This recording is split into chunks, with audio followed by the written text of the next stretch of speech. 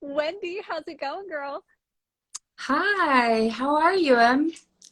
Good. It's so good to see you. Y'all, tonight is going to be so much fun because I have been excited to talk with Wendy about this, and I can't wait just for all of you to join in the conversation too.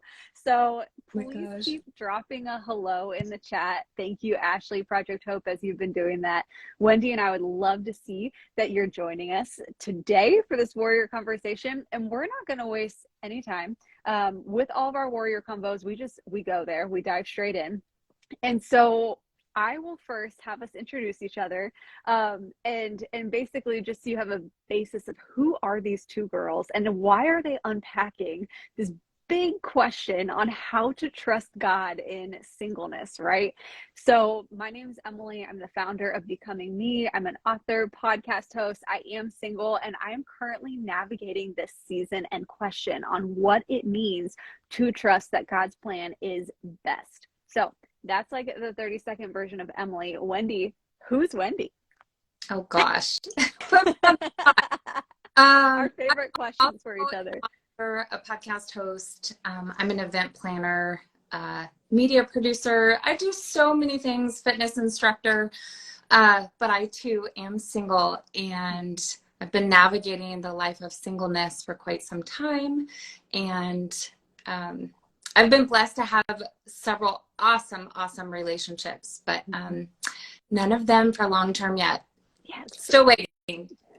Hey, I'm still waiting with you. And y'all, what I really appreciate and value about my friendship with Wendy and why I specifically wanted to dive into this question with you, Wendy, is because you encourage me so much in this journey. I think in singleness, in any season where you're waiting for a dream, it might not be singleness for you. So anytime you're waiting for something that you desire and you want, but you don't have it yet, it's easy to isolate or feel like you're the only person experiencing that. And so having other friends who speak the same language as you, who get it, who understand, makes a big difference. So that's my prayer and hope for this conversation tonight, that wherever you find yourself on this journey, you're able to hear from two other warriors who get you. We get it, we get the struggle, and hopefully we can share just a few things that are encouraging us along the way. So, Wendy, I would love to dive in with just a little bit of your story. You know, you referenced some pieces in your intro, but just unpack for us some of your journey and how you're thinking through this topic, like what it means to trust God in singleness. Yeah. Yeah, absolutely. And do you care if I pull out resources and Yeah, girl, come on. okay, perfect. Um, so a little about me, and I'll back up. Like, I had always experienced a handful of different relationships. In high school, I was probably everybody's like best friend. Definitely had like the college boyfriend and the sweetheart right after college that I thought I was going to marry. I'm so glad that that did not work out, because I would probably be married with two kids, maybe a white picket fence, living somewhere that I do not want to be living right now. And a huge part of my story, which actually, we'll talk about this in a little bit, which actually led me to releasing a devotional, was a handful of years ago. I actually was dating somebody that I thought was the real deal, and I thought we were going the long run, and it was something that was different than I had ever experienced before. To me, I'm a person of faith, so my relationship with Jesus is number one to me.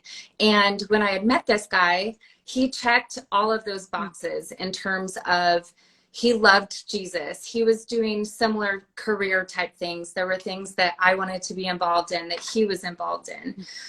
What I didn't do was pay attention to the warnings that the Lord was giving me in my quiet time. What I didn't know, we had started dating. God kind of gave me a little like, be careful before you get involved. And I just thought maybe that was like the bad pizza that I had eaten that night. Well, okay, so I end up jumping in with this guy. We date well over a year, close to 16 months. And throughout the entire time, I never had a peace. It was like every 3 or 4 days, I was just concerned about something. And, you know, when you're in the beginning throes of a dating relationship, it should be fun. So that's number one warning. Like, pay attention to the warning signs. Like, if it's not fun and you're not enjoying the process of dating, that's a big red flag. So what I thought we were enjoying our process of dating, fast forward, it had gotten so stressful at the point where I was like, something's not lining up. And without airing all of the dirty laundry, we had a come to Jesus like talk of like, what's going on? I don't have a peace. Like, I love spending time with you, but we were very different. Like, some of our stuff lined up. Like, he was a believer career-wise. We were on the same page. But then we were really different in terms of like, I was a social extrovert and he wasn't. I loved to travel. He loved to stay home. Even just our like things that we like to do for fun. I love working out and being active. And he was like, can I just watch a movie? So those are like three big things that I should have probably paid attention to the signs. However, thank God that we can trust his voice, and we know that when we're walking with the Holy Spirit that he is going to ultimately intervene. Long story short, we ended up having a conversation, and what he ended up telling me, what I thought was this difference of, oh, we don't like to work out together, and I'm an extrovert, he's an introvert. What ended up being was that he was actually still full blown in an addiction, not just to pornography, but actively acting out on this. And what we had talked about a forever future together, that caused like a total sudden halt. And I found myself 16 months later nursing a broken heart, asking all of these questions of God, like, God, why? And if I trust you, why does it hurt so bad? And clearly humans are fallible and we mess up all the time. But my ex and I had decided that we were going to go our separate ways because he ultimately needed to get healthy. And I am so glad that the Lord literally like plucked me out of that relationship, because when you sign up for somebody, and when you sign up for this long-term commitment of marriage, which we were talking about, you sign up for that other person's stuff, whatever it is, like their junk food habit, which a lot of us have. But you sign up for the good, the bad, the ugly. You become a life partner in whatever they're facing. And for me, I am so unbelievably grateful that the Lord literally reached down and pulled me out, because he kind of was like, nope, it's time for him to get healthy. And I don't want you to be with us, Wendy. So all that to say, at the time that I was asking all those questions about the Lord, like, where are you? And why did this happen? And I thought, I asked that you would use me. And there was this time that I was driving down the road after our breakup, and I was probably bawling my eyes out, talking to God, going, God, why? Like, why? And he reminded me that I had asked him to use me, and not in the sense of like used, like feeling used, like a used car salesman, but like I had prayed that God would use me no matter what. And I knew that this was a potential, like I was signing up for however God would want to use me. And he ultimately did. Not only in that relationship, I am so confident that this man, my ex, is seeking full healing and walking in healing and wholeness. But I also believe that God used it kind of to wake me up to pay attention to what is your dating life like and who are you saying yes to?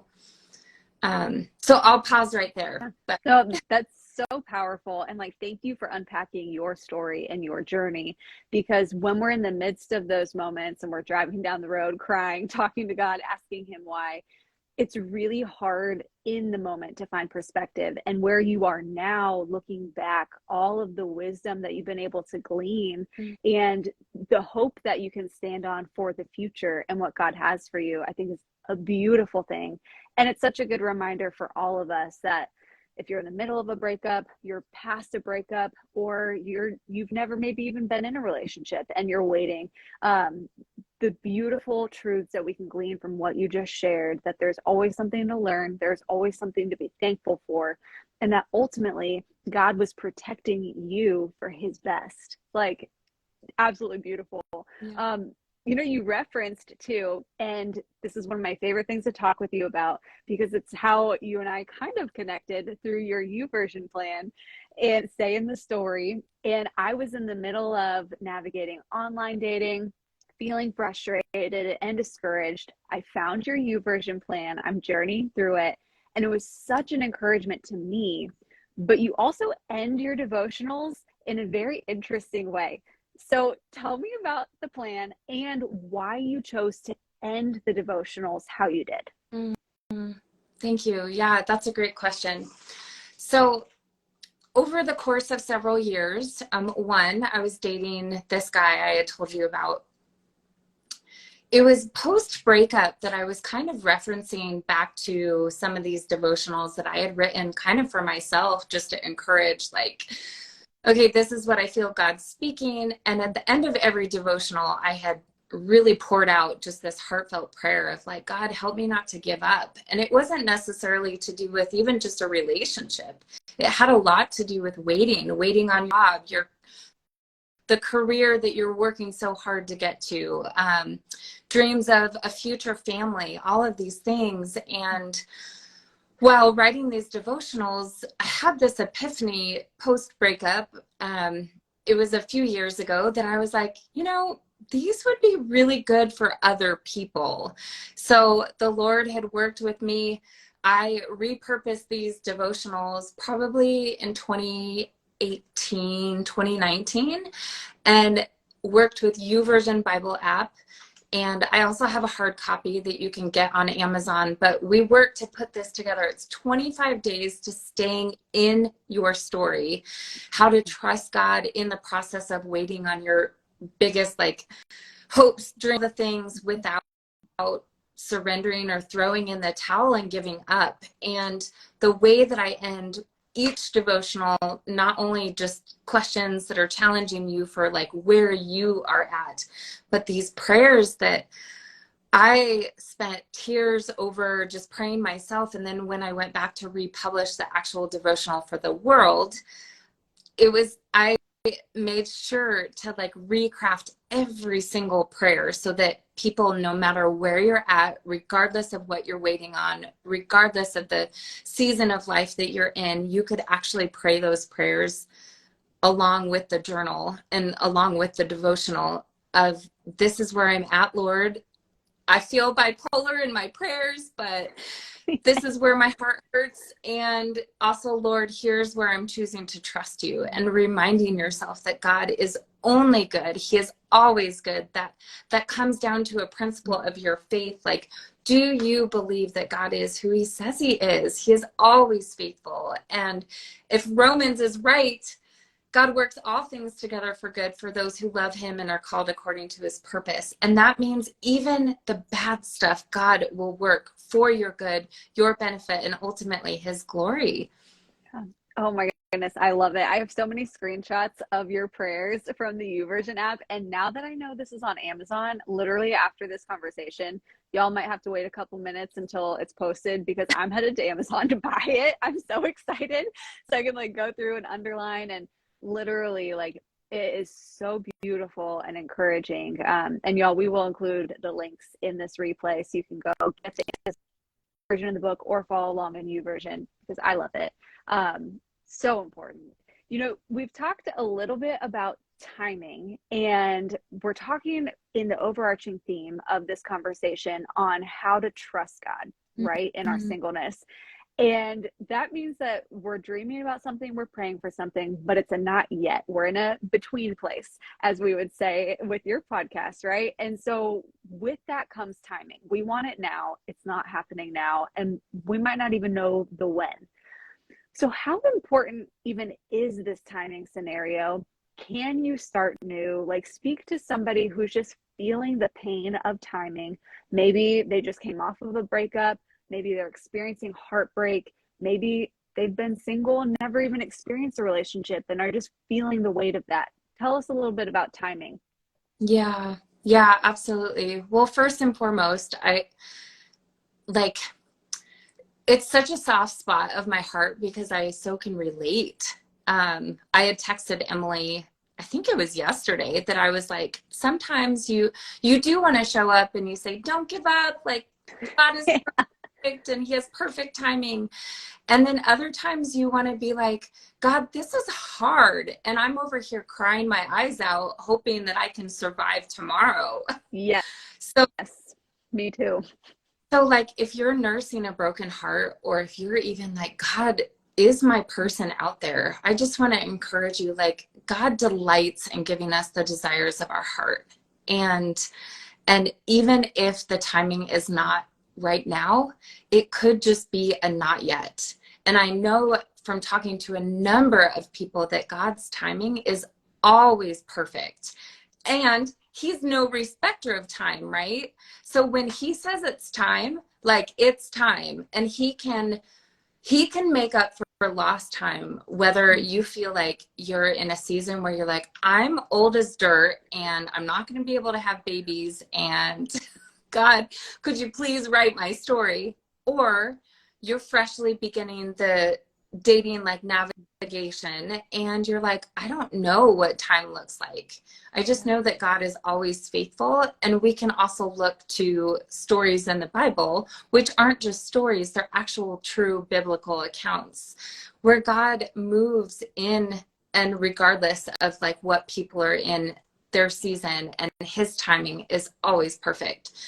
So some other areas that you can encourage yourself, like whenever I hear a story, especially of somebody's, like how it came to be, there's a couple of amazing women that have gone before us, not even just a couple, but a ton of amazing women that are mentors to me that have gone before me. Anytime I hear a story that I'm like, oh, that's amazing, that sounds like a miraculous story, I'm like, that's evidence that God can do it again.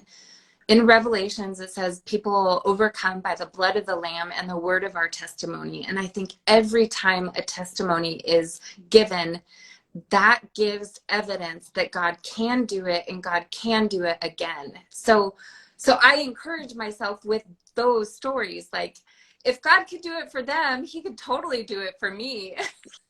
Yes.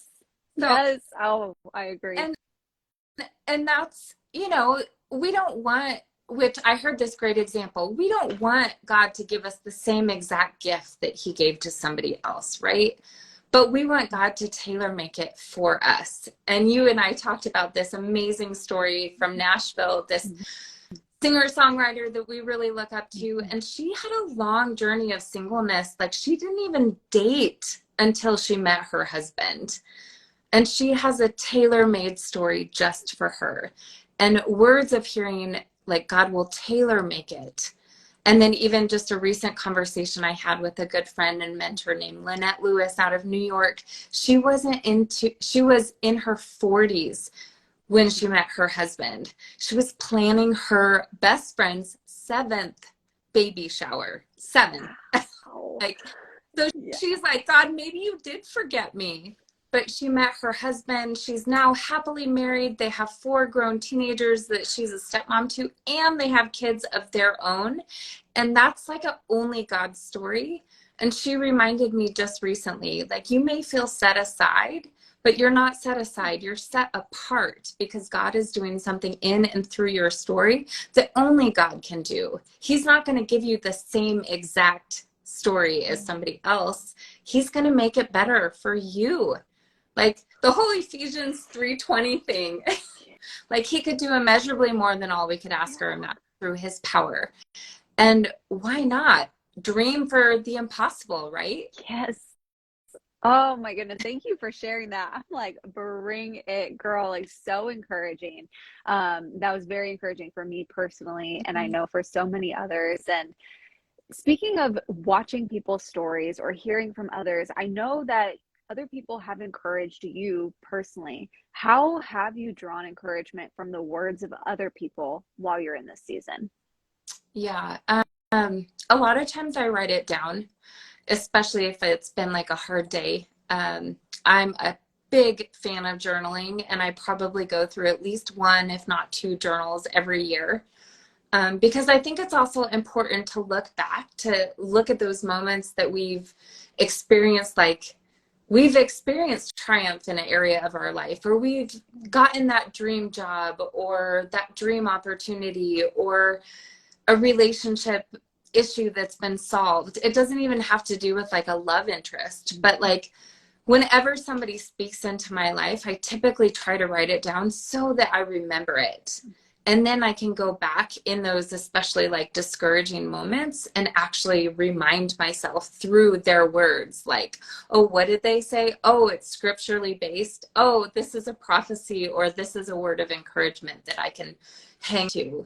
And and then like, I'm so encouraged to hear that like my words encourage you, Emily, just because those are devotionals that I'm like, I needed those in those moments. And I'm so thrilled to be able to help others in their moments of like I want to speak life into other people when they need it, you know? So it's this whole like, I'll cheer you on while you're in need, and you cheer me on when I can't get there either, you know? Yeah. Oh, I love that. And that's the whole even purpose of why we're having this warrior conversation. Because, like we said at the beginning of our time, it's so easy to isolate, not want to talk about it. Sometimes you can maybe feel embarrassed you're not a certain part, or you don't know how to talk about it. Or then if you do talk about it, people give you unsolicited advice that maybe might not feel helpful. And so then you just want to clam up and not talk about it. And so when we do choose to lean in and talk about it and cheer each other on, we encourage those around us, and we get encouraged too. So I love that. Let's talk for a moment about the hard days, right? So the days where you're driving in your car and you're crying, talking to God, you have these words of encouragement from people. They're written in your journal. But it's just a hard day, and emotionally you're just, I don't know how to journey through this. How does Wendy encourage Wendy? Like, how do you encourage you on those days? Yeah. Well, typically if I can figure out that like I'm under what feels like just an onslaught of negative or discouragement, like discouraging thoughts or negative feelings, typically I'll recognize that probably those voices aren't my own, and I probably got those from some frame of mind that I picked up while I was scrolling social media. So number one, I do not scroll. That's the number one thing, because sometimes it's like, oh, I want to seek out this platform that I know that can bring encouragement. At the same time, like there's also a lot of junk out there. So if you're in a place of discouragement, I would say that's the first thing, is like, stop scrolling. Like maybe turn on some good music. For me, worship is a weapon. And I know that, like, I know scriptures talk about that, but when you're putting into your mind the same thoughts that God is thinking, and you're singing and praying out loud scriptures over yourself, especially if you're like in the car, turn on the Christian radio station, or find Spotify and turn on Elevation or something, Brandon Lake, and sing at the top of your lungs of like, there's songs of lament for a reason, and there's psalms in the scriptures of lament for a reason. Like, so encouraging ourselves with like, one, not making an agreement with a lie of the enemy, because he's going to do whatever he can to steal, kill, and destroy where you're at. So if you're in a good mood, there's a good chance he's probably going to try to disrupt that.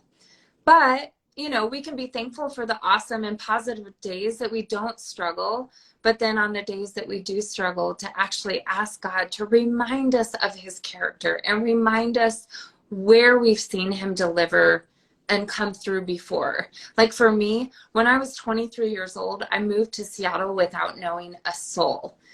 Well, I knew one person, so it was a little bit safer than New York City. But I really wanted to live in a new state, in a new season. And the first night that I was there alone, I was like, what the heck did I just do? Like, I didn't have anybody to go hang out with. I was like, this could be a long, lonely journey. However, God provided friends in the moment. God provided work in the moment. God provided all of these things that I needed. And I can see time and time and time again, the relationship that I talked about at the top of our call, that's not my only relationship. I've been through a handful of relationships that were actually amazing relationships just to learn from, just to know like what I'm seeking after and the type of person I want to grow old with. So remembering like the ways that God has taught you before, and in his kindness and in his gentleness and mercy, like how he's met you time and time and time again. So those are like three big things for me of like, I'm not always tempted to go like pick up my Bible and I can't wait to encourage my soul. But if I'm listening to worship, or if I do have the moment to stop and still my heart and be like, these thoughts are not from the Lord, you know, reminding myself of God's character, getting in the word, turning on worship, like typically my heart posture will change. And then sometimes you just need to cry. Yes. Yes. Yes. No, I couldn't agree more. Like, I'm so with you on that. And I've heard it said, our lead pastor talks about how you validate how you feel. Your feelings are for real, right? But after validating them, we challenge and change our thinking, and we can't step into an agreement with a lie. So a feeling is, I feel sad. The lie is, I'll be single forever. That's not a feeling. That's a lie that we don't have to choose to partner with. Yeah. And so we validate, like, I feel really bummed out right now. I was scrolling on Instagram and saw all these cute couple photos at this event, and like, I'm the single person again, you know? So I feel sad about that. But then we don't agree with a lie. If God has said to me, Emily, Wendy, you are going to have a relationship, then I choose to trust that he has that in his best timing, and we move forward. And like you said, turning on worship music, opening God's word, journaling how you feel. Sometimes I'll text a close friend and just say, hey, I'm feeling down about this. Like, I need you to keep me in check so I don't spiral into sadness, you know? And so there are so many ways that we can lean into encouraging ourselves in this season and choosing to trust God no matter what we're feeling or seeing along the way. Wendy, is there anything else that you would want to share in this warrior conversation on trusting God and singleness? You know, there's a couple of thoughts that just came to mind while you were speaking. Even just the thought that we're freshly removed from Valentine's Day, you know, Single Awareness Day, which is actually not that bad. I love my girlfriends, and I actually love my life. And the reality is that finding a significant other is not going to complete you as a person. And there's nothing and no one that can mess up the plans that God has for our lives. So like, I would just encourage people, and like, I'm preaching in a choir, like, if we're content in where God has us, and we are accountable for like our relationship with God, and we're seeking God out, and we're living a life that, like, why not get busy living a life that you love, so that when you meet somebody, you're ready to be like, okay, let's do this together for God's kingdom. But like, sitting home eating bonbons and watching Hallmark movies sounds awful. Like, maybe a couple for Christmas. Yes. But reality, like, get busy living. If you like to travel, have experiences, like find the friends and the girlfriends and the guy friends. Two of my very best friends in the entire world are guys. And I don't know if that's intimidating to other guys, but I'm like, I love my life. And I can't wait to share it with somebody. But I'm also not just going to date somebody that is like, oh, you're cute, you'll do. Because chances are, like, you need to make sure your values line up, like the similarities, all the things, the same convictions. Like, what are you going after? Is your relationship with God going to be strengthened because of the other person? Or is he going to detract and distract you from that? There's so many, there's so many. We could talk about this a while. But, I know, girl.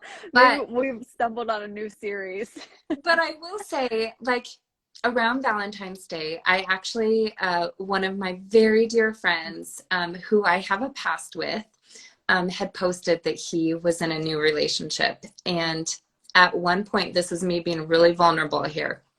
At one point, I was actually somewhat sad. Mm-hmm. And at the same time, I was like, you know what, Wendy, it is already like God revealed to you that this is not the relationship that you want to be in. And I love this person with my whole heart. He is so amazing. However, God has made it very, very clear with where I am going in my life that this is just not the perfect blending. And I'm so excited for him.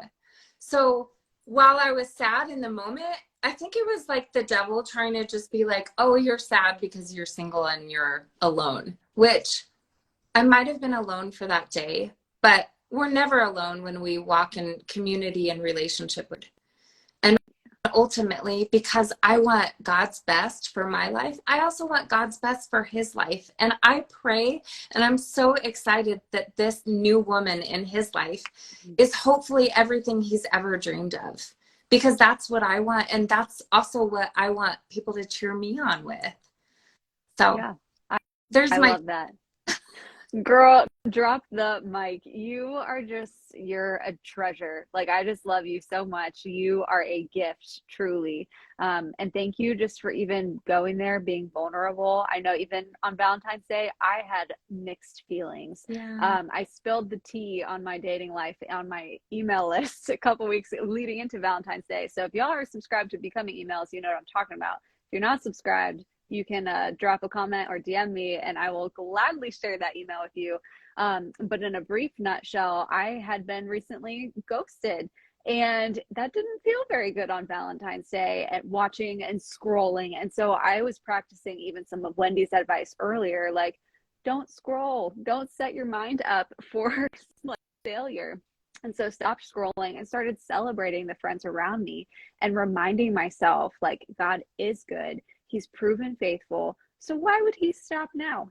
And Emily, it's one day. It's one day on the calendar. It's going to be okay. And so I am right there with you. And I think two very tangible steps coming out of this warrior conversation. One, I cannot recommend more. Like, literally, y'all, tonight, subscribe to the Stay in the Story U version plan. Like, go subscribe. And then if you, like me, like to write, or you want to work through it in a physical book, go get it on Amazon. But it's so practical and helpful for helping you really dive into God's word and how to pray. Because sometimes we might not know the words we want to say to God. And that's what I loved about your prayers. They really helped me even formulate, God, here's how I'm feeling. Please help me with this. So that'd be step one. Step two, you talked about living your life so that way you're ready. And I love that, because it's really just stop looking for the person, be the person, right? And then when the right person comes along, you are so ready. But what's really cool is you create these environments for people. Like, you literally lead and plan these adventures that people can then register and go on with you and your groups. And so I definitely want people, like, if you were listening to Wendy talk about traveling and you're like, wait, but I have no one to travel with, or I don't even know the first thing about going on adventures, talk to Wendy. Like, and you have upcoming things too. I don't know if you want to talk about them now or if it's already been filled. But I think you still had 2 spots, right? Yeah. Okay. Thank you. Yeah, That's girl. so kind. So here's the shameless plug. We're going to Costa Rica in April, and it's a co-ed trip. So there's already 8 of us. There's 10, hopefully, that are confirmed or are confirming this week, which means we have 2 or 3 spaces left. It's going to be a trip that's filled with adventures daily. So ziplining, waterfalls, sunset cruise.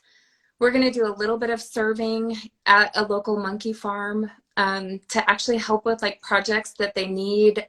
There's a slight possibility some of us are going skydiving. But I say all that Costa Rica is not like the only, Emily and I were talking recently about doing something in Florida. I have plans to host a retreat that'll be a shorter retreat. It'll be a weekend experience.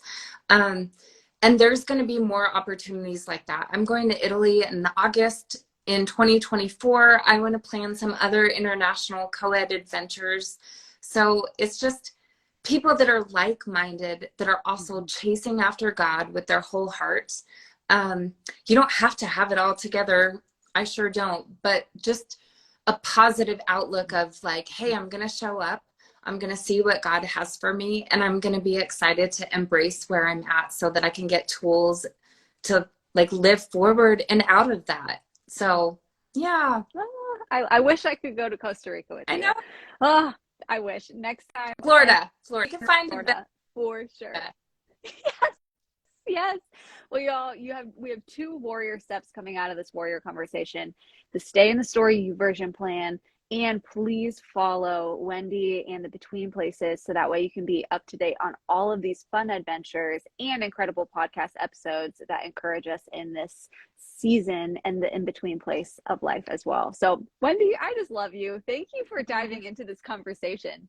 Absolutely. I love what God has like connected you and I over. And even just another plug for you, Emily. Emily was on my podcast with her story about, and she talks about her book there. And I think the episode, it was back at the end of January. So you can check that out. And I want to encourage you, girl, because you are literally one of the biggest cheerleaders I know. And I know everybody feels the same, and it's so neat to watch you stepping into everything that God's calling you to, and you just do it with such poise and grace, and like you're a total cheerleader at the same time for so many other people. I'm like, I don't know how you do it all, but I don't.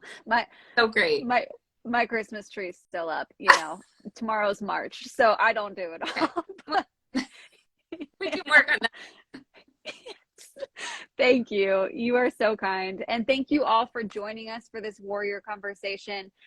We appreciate you live listening to this replay, cheering you on big time as you're becoming who God made you to be. Wendy, thank you. And I hope you all have a good night.